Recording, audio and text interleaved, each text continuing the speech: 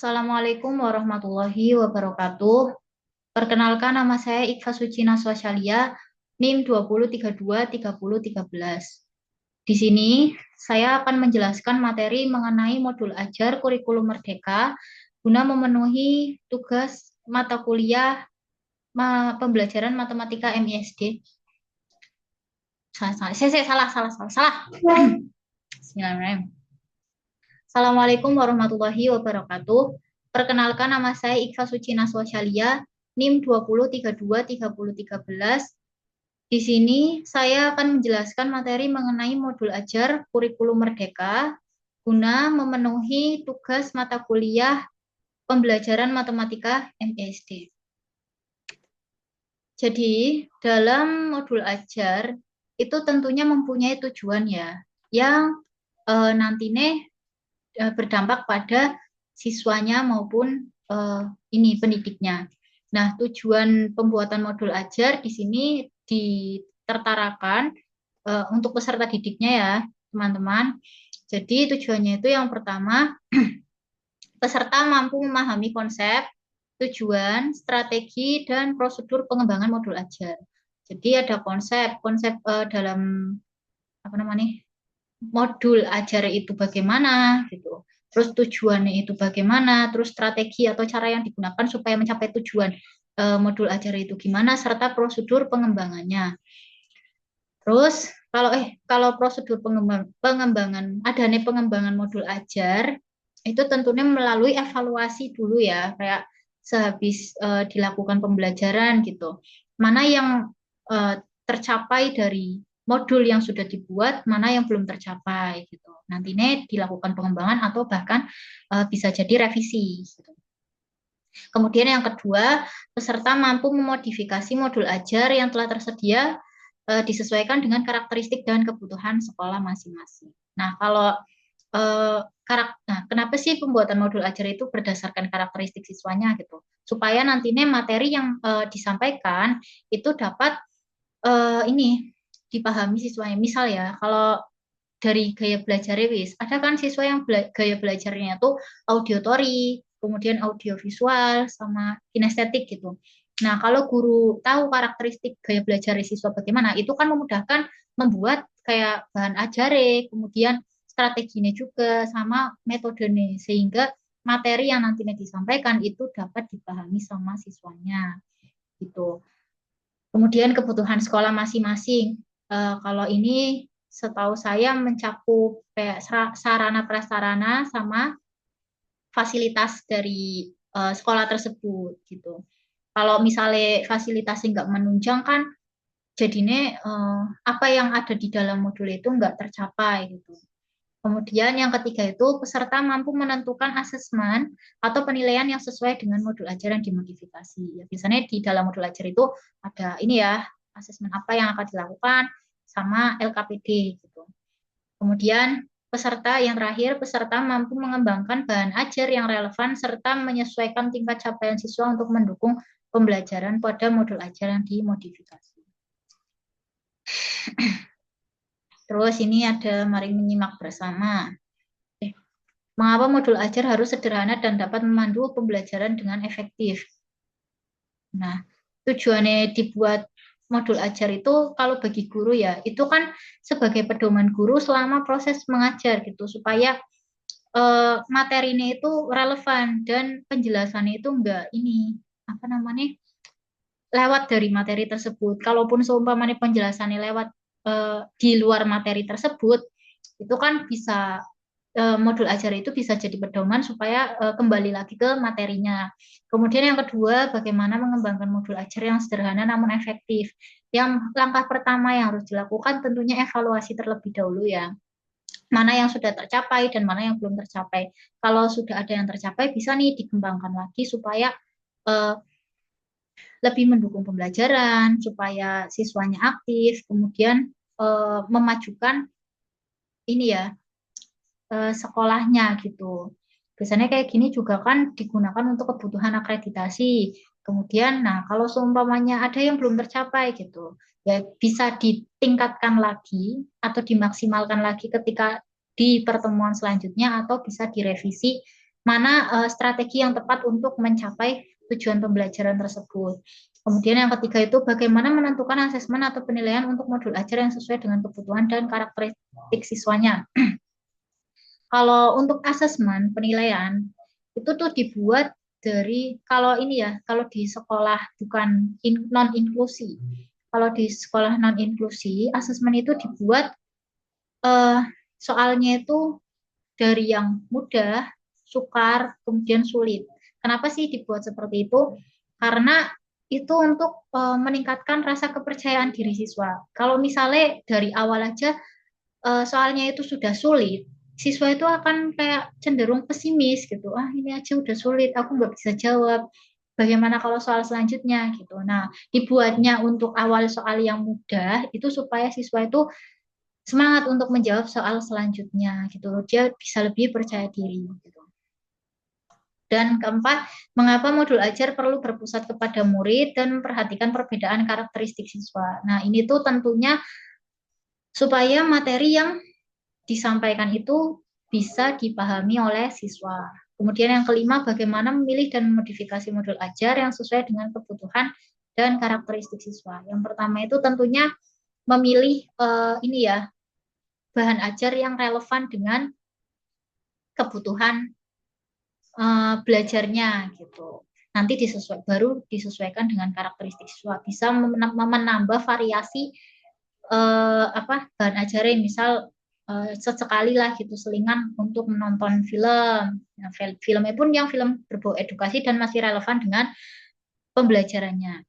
Kemudian yang keenam itu bagaimana mengadaptasi modul ajar agar relevan dan sesuai dengan tingkat capaian siswa.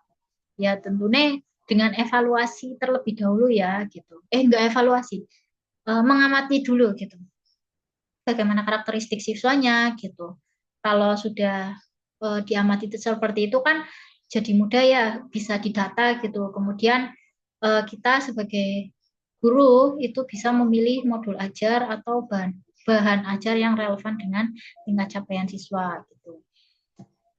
Contohnya itu kalau capaian pembelajaran siswa, kalau dalam matematika siswa mengetahui tentang operasi hitung gitu. Nah, kita kan bisa memilih modul ajar dengan bahan ajar yang sesuai. Misalnya bukunya itu yang nggak full teks gitu, ada sesekali gambarnya gitu, biar menarik perhatian siswa untuk belajar gitu. Kemudian yang terakhir itu bagaimana memilih dan menentukan bahan ajar yang relevan untuk modul ajar. Sama seperti tadi yang nomor 6. Untuk selanjutnya,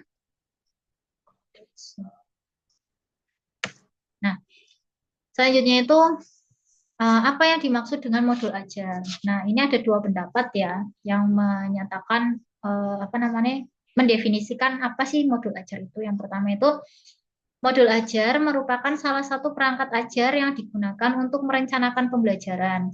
Modul ajar itu sama seperti RPP. Nah, istilah modul ajar dan RPP itu hanya berbeda pada kurikulumnya. Kalau modul ajar itu ada di kurikulum Merdeka, kalau RPP itu ada di Kurtilas. Namun modul ajar itu memiliki komponen yang lebih lengkap. Gitu. Terus yang kedua, modul ajar adalah sebuah dokumen yang berisi tujuan, langkah, dan media pembelajaran serta asesmen yang dibutuhkan dalam satu unit atau topik berdasarkan alur tujuan pembelajaran. Nah, dari kedua pendapat tersebut dapat disimpulkan bahwasanya modul ajar adalah suatu perangkat ajar yang berupa dokumen sebagai pedoman guru selama proses belajar mengajar. Gitu. Nah, pendidik itu memiliki keleluasaan untuk membuat sendiri, memilih, dan memodifikasi modul ajar yang tersedia sesuai dengan konteks, kebutuhan, dan karakteristik peserta didik. Ya. Karena guru kelas itu kan yang paling tahu siswanya itu bagaimana karakteristiknya, kemudian apa yang dibutuhkan. Jadinya itu gimana di sini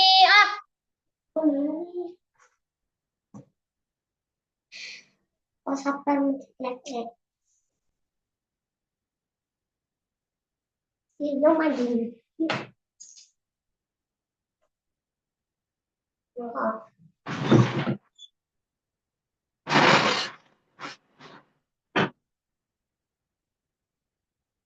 Nah, sehingga nantinya itu dapat memudahkan penyampaian materi dan juga bisa dipahami oleh siswa. Nah, alur penulisan modul ajar.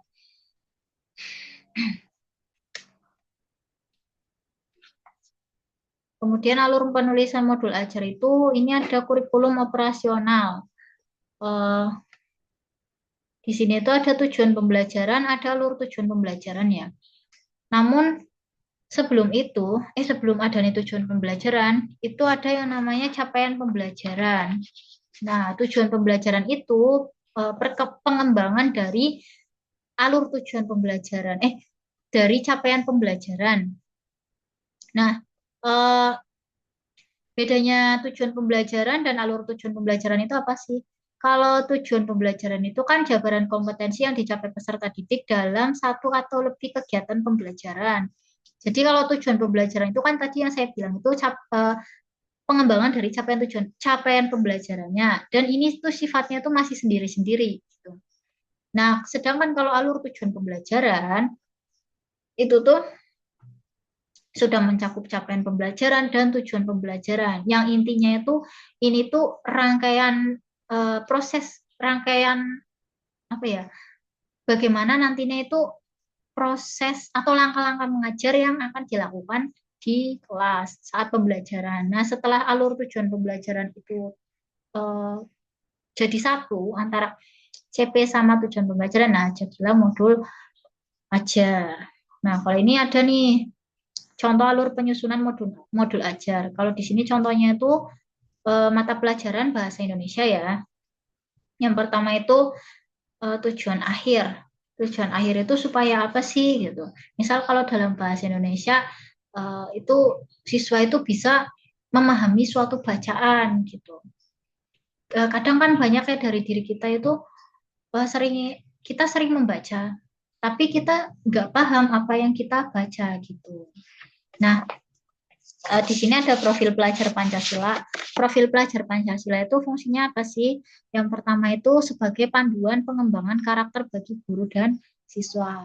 Dan tentu ya, karena kan di dalam Pancasila itu kan memuat nilai-nilai yang pastinya harus diamalkan gitu. Kedua itu membantu eh, anak-anak Indonesia tumbuh menjadi generasi cerdas dan berkarakter gitu.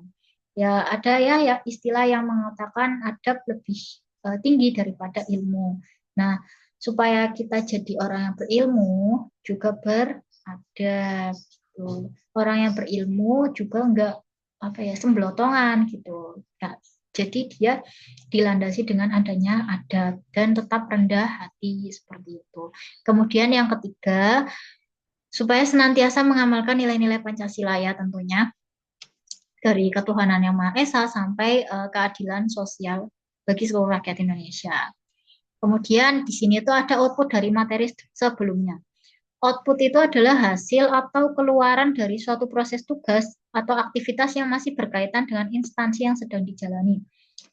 Contoh gampangnya itu gini, kalau misal ya kita itu kan enggak. Kalau misalnya SMA gitu, kita mengambil jurusan IPA. Gitu. Nah, outputnya itu apa sih? Kita bisa mengikuti lomba-lomba yang masih sejalur dengan jurusan kita. Gitu. Misalnya lomba fisika, lomba matematika gitu.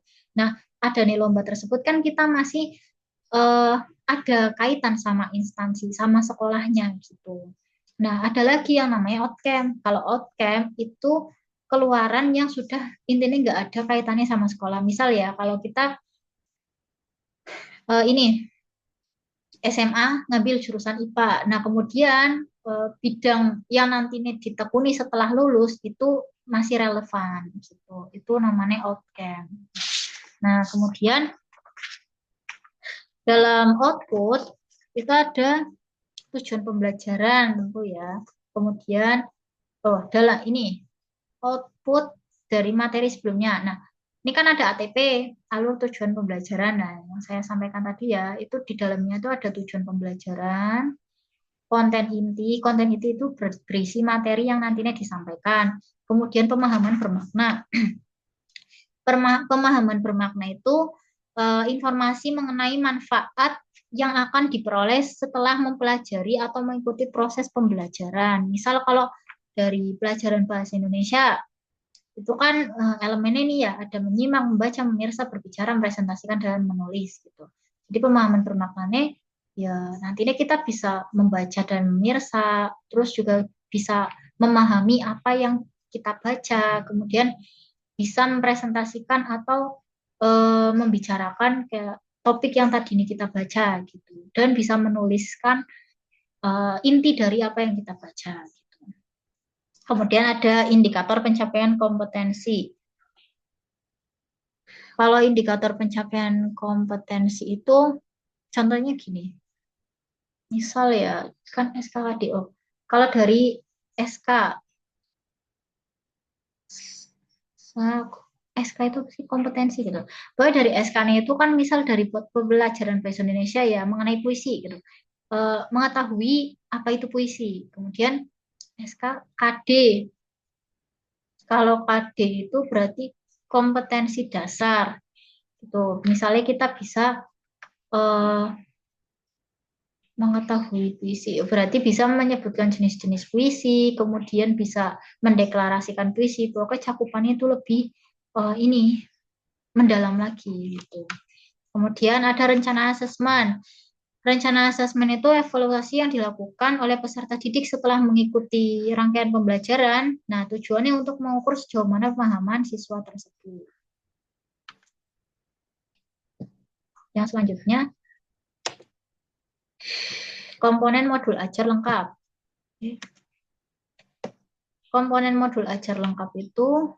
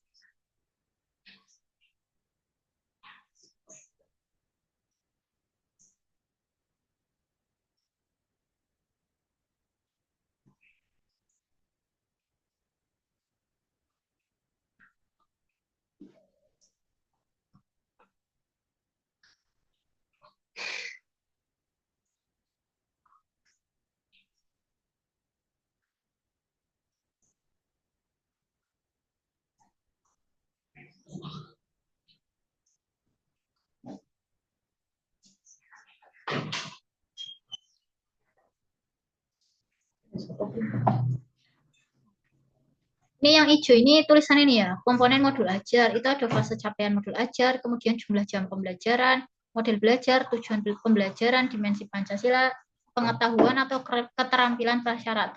Kalau fase capaian modul ajar itu kan ada fase A, ada fase B. Kalau menurut informasi yang saya cari dengan saya bertanya ke guru SD saya, jadi ada fase A, ada fase B ya. Kalau misal nih pelajaran matematika fase A gitu.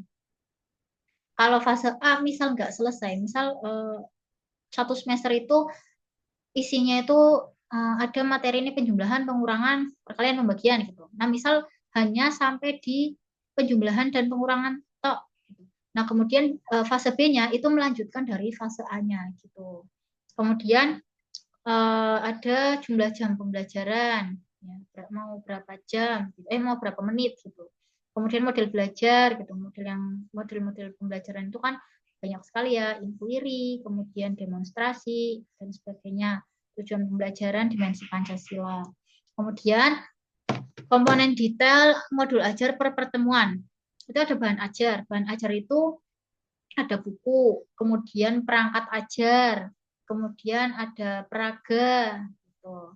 Terus ada pemahaman bermakna yang tadi saya sampaikan. Kemudian pertanyaan pemantik. Ini tuh untuk memancing pengetahuan siswa mengenai materi yang nantinya akan dipelajari. Misal nih, kita akan belajar tentang pecahan. Nah, pecahan itu apa sih? Itu pertanyaan pemantik ya. Apa yang kamu ketahui tentang pecahan? Gitu. Kemudian indikator keberhasilan gitu. Kemudian asesmen, apa namanya? Asesmen itu kayak evaluasinya ya. Kemudian sarana dan prasarana, misal kalau pembelajaran matematika biasa itu kan biasanya ada papan tulis, proyektor, spidol dan sebagainya. Kemudian rencana kegiatan itu misal kayak nantinya itu mau diskenariokan seperti apa sih kelasnya gitu. Kemudian lampiran, ada lembar aktivitas seperti LKPD gitu. Kemudian atau soal-soal, terus rubrik penilaian. Ini untuk memasukkan atau menginput nilai yang sudah dilakukan selama pembelajaran. Kemudian yang ketiga itu bahan ajar yang lain yang relevan. Tentunya bahan ajar ya yang relevan sama pembelajarannya ya supaya dapat mendukung pembelajaran. Kemudian ini struktur modul ajar tersebut bukan struktur wajib yang semuanya harus dilampirkan dalam modul ajar yang dibuat atau dimodifikasi. Guru diperbolehkan untuk memilih atau menyederhanakan beberapa komponen untuk dicantumkan modul ajar sesuai dengan kebutuhan masing-masing. Nah ini ya, ada komponen modul ajar. Yang pertama itu informasi umum, ada identitas sekolah misalnya MI atau konco mesra gitu. Kompetensi awal itu biasanya kayak siswa mampu apa namanya memahami pecahan gitu atau mengetahui definisi pecahan wis. Kemudian profil pelajar Pancasila. Profil pelajar Pancasila itu kayak misalnya beriman, bertakwa, sarana prasarana, target peserta didik itu biasanya kayak peserta didik reguler sama yang satunya saya lupa. Ini kayak ada yang pengetahuan itu standar, ada yang di bawah standar, ada yang di atas standar gitu. Kemudian model pembelajaran yang digunakan juga ya. Kemudian ada komponen IT, tujuan pembelajaran, pemahaman bermakna yang tadi saya sampaikan, pertanyaan pemantik, persiapan pembelajaran itu misalnya kayak guru itu menyiapkan bahan ajar gitu, ruangan ini ditata supaya pembelajarannya efektif dan siswa itu nyaman saat belajar gitu kan. Kemudian kalau kegiatan pembelajarannya itu guru bisa kalau dari yang pertama itu kan mengucapkan salam, berdoa, absensi gitu kan, baru atau apa ya mengkontekstualkan kejadian dalam kehidupan sehari-hari dengan pembelajaran yang akan dipelajari gitu. Kemudian asesmen, pengayaan dan remedial. Gitu. Terakhir itu refleksi peserta didik dan guru. Kalau refleksi ini kayaknya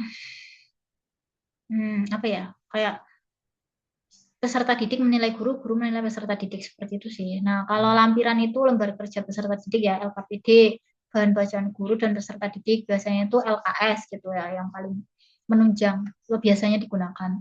Glosarium. Glosarium itu untuk mengetahui kosakata yang tidak diketahui gitu. Untuk mengetahui kosakata ini. Nah, terus daftar pustaka supaya kalau nantinya siswa itu mau mencari namanya apa materi yang diinginkan itu bisa tahu pakai buku apa sih gitu. Nah, kalau komponen modul ajar wajib itu ada alur tujuan pembelajaran ya tentunya. Untuk menyusun perencanaan pembelajaran atau modul ajar. Pendidik memiliki kelulusan untuk mengembangkan modul ajar sendiri. Secara umum, modul ajar memiliki 3 komponen utama, yaitu tujuan pembelajaran, langkah-langkah pembelajaran atau kegiatan pembelajaran, yang terakhir itu asesmen. Ya, berarti ini wajibnya. Kalau yang lainnya berarti sunnah. Gitu. Pendidik diperbolehkan apabila ingin mengembangkan modul ajar dengan komponen-komponen tambahan di dalam komponen wajib. Nah, ini berarti sunnahnya ini. Kalau ini yang atasnya itu wajib. Kemudian acuan teknik modifikasi modul ajar. Menetapkan tujuan pembelajaran berdasarkan CP dan ATP sesuai karakteristik murid, kurikulum, dan profil pelajar Pancasila. Nah, biasanya itu ditetapkan itu secara ini ya, berkala gitu. Misalnya gini, kita akan belajar tentang pecahan. Nah, sebelum mencapai materi pecahan, kita belajar tentang KPK FPB gitu. Karena untuk menyamakan penyebut dalam penjumlahan pecahan, itu kan menentukan KPK terlebih dahulu. Jadi berurutan gitu, biar nggak rancu. Kemudian yang kedua itu menyusun desain pembelajaran, melaksanakan dan merefleksikan kegiatan pembelajaran yang efektif. Pembelajaran itu mau didesain seperti apa gitu supaya bisa ini materi ini tuh kemudian proses pembelajaran mendukung perkembangan kompetensi karakter peserta didik secara holistik. Kemudian 4 peserta didik tapi bukan berarti kelanjutan. Apakah selaras dengan rencana belajar yang sudah dibuat saat penyusunan ATP? ya harus waras gitu, biar enggak rancu. Soalnya modul ajar itu kan digunakan sebagai pedoman guru saat melakukan proses belajar dan karakteristik murid. Murid jadinya bosen gitu atau enggak semangat belajar gitu. Makanya harus disesuaikan dengan karakteristik muridnya gimana gitu. Apa mereka itu semua hanya suka cerita, ada sesekali lagi modifikasi, ada permainannya gitu biar nggak bosen. Tuh, ketika apakah sarana dan prasarananya itu tersedia di sekolah lah, ini biasanya yang menjadi kendala gitu. Kalau sekarang kurikulum merdeka, kemudian kan segala ragane apa ya, bahan ajar itu kan nggak buku tok kan, guru lebih kreatif lagi. Misal kalau biasanya itu kita menggunakan proyektor, tapi kan nggak di semua sekolah itu memiliki proyektor gitu. Atau kadang biasanya ada yang punya tapi harus gantian gitu. Nah, makanya disesuaikan gitu. Nah, kalau nggak ada proyektor gimana ya? Kita bisa membuat apa namanya, alat peraga yang sesuai gitu, apa membuat sendiri gitu. Kemudian 4, adakah yang perlu atau bisa dimodifikasi? Lah ini pertamanya itu dengan evaluasi gitu. Evaluasi lengkap sesuai jenjang yang diinginkan dan tersedia di LMS. Nah, simak modifikasi modul ajar dari contoh berikut. Contoh yang dilampirkan bukan contoh baku. Peserta diperbolehkan untuk membuat modifikasi modul ajar sesuai dengan karakteristik, konteks, dan kebutuhan kelas. Struktur wajib itu tadi yang sudah disampaikan, kemudian pendidik juga diperbolehkan apabila ingin menambahkan komponen lain yang relevan. Paradigma assessment. Paradigma itu artinya kerangka pemikiran gitu. Nah, ini kerangka pemikiran itu seperti ini. Apa ya? Kayak peta konsep gitu. Yang harus diperhatikan dalam menentukan asesmen. Menerapkan pola pikir bertumbuh atau grow mindset. Grow mindset itu kecerdasan seseorang dapat berkembang melalui belajar, latihan, dan ketekunan. Biasanya kalau kayak gini tuh siswa itu sudah belajar terlebih dahulu di rumah. Nah, guru itu bisa kayak kalau misal nih contohnya matematika, besok akan belajar tentang pecahan. Nah, siswanya itu udah belajar. Kita sebelum mulai pembelajaran kan ada pertanyaan pemantik ya. Apa sih yang kalian ketahui tentang pecahan gitu. Misal kalau siswanya itu menjawab benar, nah sebagai menjawab benar sesuai apa ya, definisi pecahan itu sendiri, kita sebagai guru itu bisa menambahkan wawasannya gitu, dikembangkan lagi. Kemudian kalau misalnya jawaban itu masih kurang tepat, kita bisa merevisi atau merombak pengetahuannya gitu. Oh, pecahan itu bukan seperti ini loh definisinya, tapi seperti ini gitu. Terpadu di mana asesmen mencakup kompetensi pada ranah sikap, pengetahuan, dan keterampilan yang saling terkait. Kalau sikap, ya, ya tadi, kalau misalnya dari sisi pengetahuan gitu, dari sisi pengetahuan itu kan biasanya dilakukan saat mengerjakan soalnya ya, kemudian sikapnya itu bagaimana gitu, dan keterampilan yang saling terkait.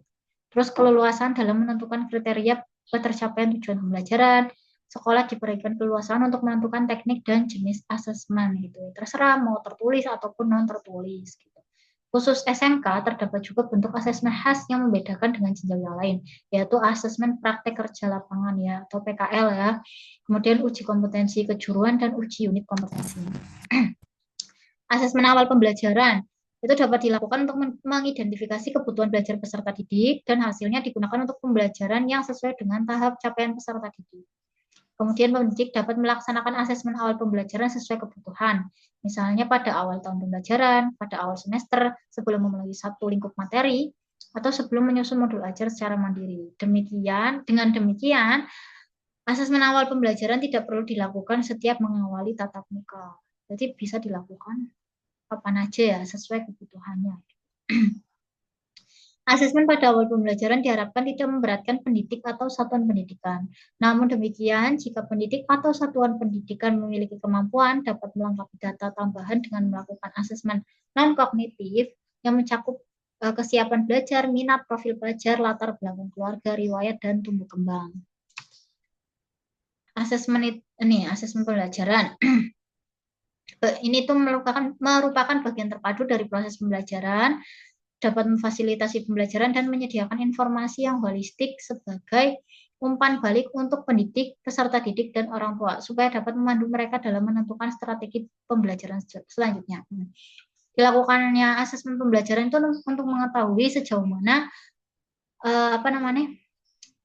pengetahuan siswa tersebut terhadap materi yang sudah disampaikan. Sehingga nantinya kalau seumpamanya belum mencakupi nilainya, itu kan bisa dilakukan kayak mungkin ada strateginya yang kurang tepat sehingga siswanya itu nggak paham sama apa yang kita sampaikan sebagai pendidik gitu.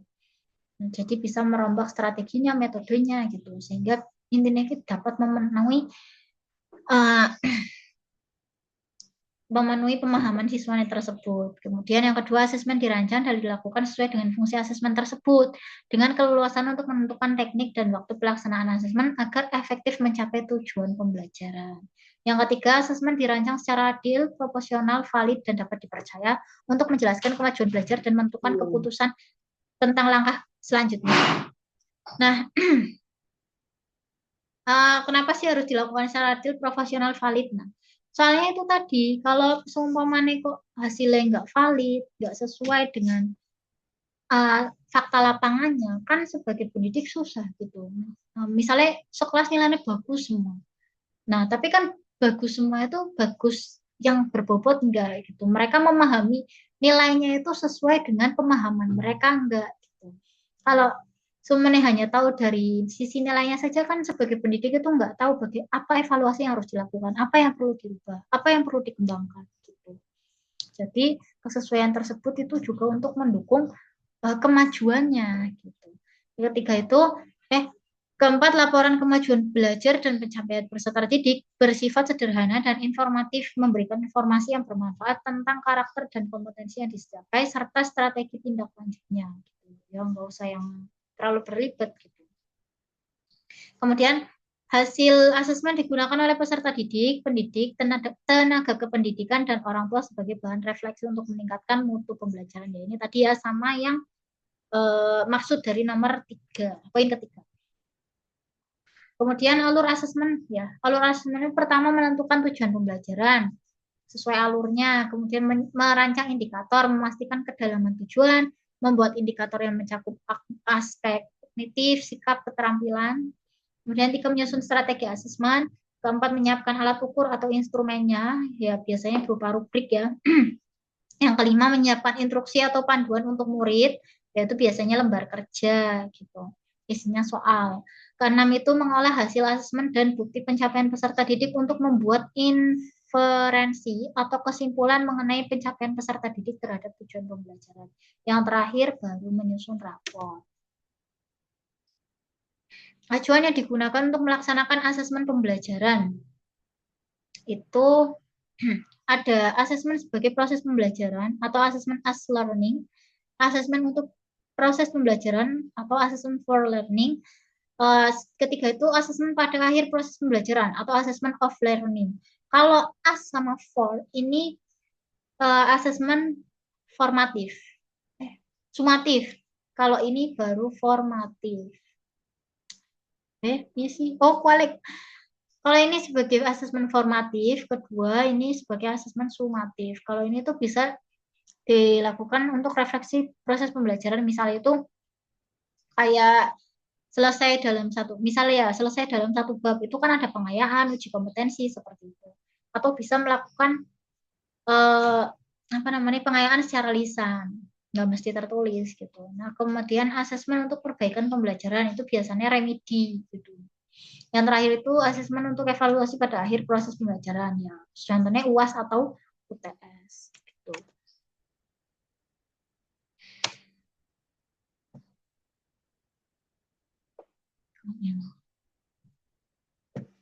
Nah, ini ya seperti yang dijelaskan tadi. Bentuk asesmen formatif dan sumatif itu bisa ini diskusi kelas, drama, presentasi, tes lisan, atau produk gitu. Kalau produk itu biasanya itu dalam materi kewirausahaan gitu, membuat apa nanti dijual gitu. Jadi intinya asesmen itu bukan hanya bentuk tes tertulis saja, bisa dilakukan dengan cara lain. pelaksanaan asesmen sumatif dan formatif itu ini pada asesmen formatif itu dapat dilakukan dengan memperhatikan hal tersebut nih. Bersamaan dalam proses pembelajaran, kemudian ditindaklanjuti untuk memberi perlakuan berdasarkan kebutuhan peserta didik serta perbaikan proses pembelajaran. Kemudian pendidik dapat menggunakan berbagai teknik seperti observasi, performa, kemudian maupun tes. Tindak lanjut yang digunakan bisa digunakan langsung dan memberikan umpan balik atau melakukan intervensi. Intervensi itu campur tangan. Kemudian yang terakhir, pendidik dapat mempersiapkan berbagai instrumen seperti rubrik, catatan anekdotal, lembar checklist untuk mencatat informasi yang terjadi selama pembelajaran berlangsung. Nah, untuk pelaksanaan asesmen sumatifnya sendiri itu dilakukan dengan memperhatikan hal sebagai berikut. Sumatif dilakukan pada akhir lingkup materi untuk mengukur kompetensi yang dikehendaki. Pendidik dapat menggunakan berbagai teknik seperti portofolio, performa, dan yang terakhir hasil sumatif dapat ditindaklanjuti dengan memberikan umpan balik atau melakukan intervensi kepada peserta didik maupun proses pembelajaran yang telah dilakukan. Nah, jadi kalau asesmen formatif itu pada saat proses pembelajaran berlangsung, kalau ini pada akhir tahapnya. Pengembangan bahan ajar. Ini contohnya itu bahan ajar bersifat variatif, bisa cetak ataupun mencetak gitu. Ya, ini untuk melatih kekreatifan kita sebagai pengajar ya. Kemudian disesuaikan buku yang disediakan tersebut dengan ATP, kebutuhan dan karakteristik sekolah masing-masing. Dikembangkan bahan ajar untuk membuat kegiatan pembelajaran semakin bermakna dan variatif ya, supaya tidak membosankan gitu. Kemudian yang terakhir, buku yang disediakan pemerintah hanya salah satu alternatif bahan ajar. Guru diperbolehkan untuk mengembangkan atau menambahkan bahan ajar lain yang lebih relevan gitu. Ini penyesuaian ruang lingkup pembelajaran ya, itu bagaimana kesiapan belajarnya, minatnya, serta tingkat penguasaan kompetensi peserta didiknya. Jadi peserta didik yang belum menguasai kompetensi prasyarat atau belum siap untuk belajar di suatu lingkup materi, diberikan kesempatan untuk mempelajari kompetensi pada tingkat yang lebih rendah atau dengan cakupan lingkup materi yang sederhana. Gitu. Soalnya itu disusun nggak terlalu sulit, gitu. Biar dia itu paham dulu dasarnya bagaimana. Kemudian peserta didik yang sudah siap belajar diberikan kesempatan untuk mempelajari seluruh lingkup materi yang penugas dan dengan penugasan yang sesuai. Gitu. Berarti ini sudah naik level. Gitu. Kalau peserta didik yang memiliki tingkat penguasaan tinggi dapat diminta untuk menyelesaikan tugas dengan tingkat kesulitan yang lebih tinggi atau menantang. Ini high, gitu. Hard ya. Pada ada easy, medium, hard. Nah, udah selesai. Sekian presentasi yang dapat saya sampaikan. Kurang lebihnya saya mohon maaf. Wassalamualaikum warahmatullahi wabarakatuh.